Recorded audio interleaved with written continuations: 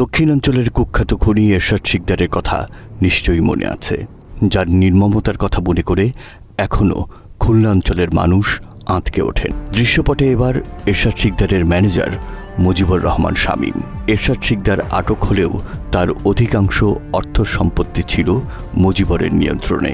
এরশাদ শিকদার গ্রেপ্তারের পর মুজিবুর রহমান শামীম কয়েক বছর গা ঢাকা দিয়েছিলেন। 2009 সালে আওয়ামী লীগ ক্ষমতায় আসার পর হাত মেলান শেখ হেলালের সেজের বেশ পাল্টে হাজির হন নতুন রূপে।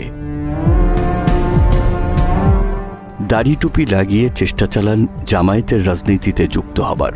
জামায়াত ইসলামীর সবুজ সংকেতে না পেয়ে হাত পাখায় যোগ দিয়ে নতুনভাবে পুরাতন প্রতারণা শুরু করেন মুজিবুর রহমান শামীম। জনাব মুজিবুর রহমান শামীম সাহেব আজকে ইসলামী আন্দোলন বাংলাদেশের যোগ দিতে আছেন বলে আলহামদুলিল্লাহ। হাত পাখায় ঢুকেই আবারও ব্যাংক লুট করা শুরু করেছে এই প্রতারক। বাংলা এডিশনের হাতে আসা একটি গোপন চুক্তিপত্র অনুযায়ী দেখা যায় সোশ্যাল ইসলামী ব্যাংক মুজিবরকে 100 কোটি টাকা লোনের মধ্যে 50 কোটি টাকা প্রদান করে। বাকি 50 কোটি টাকা ছাড়ের আগেই স্বৈরাচারের পতন হলে সেই টাকা আটকে দেয় ব্যাংক।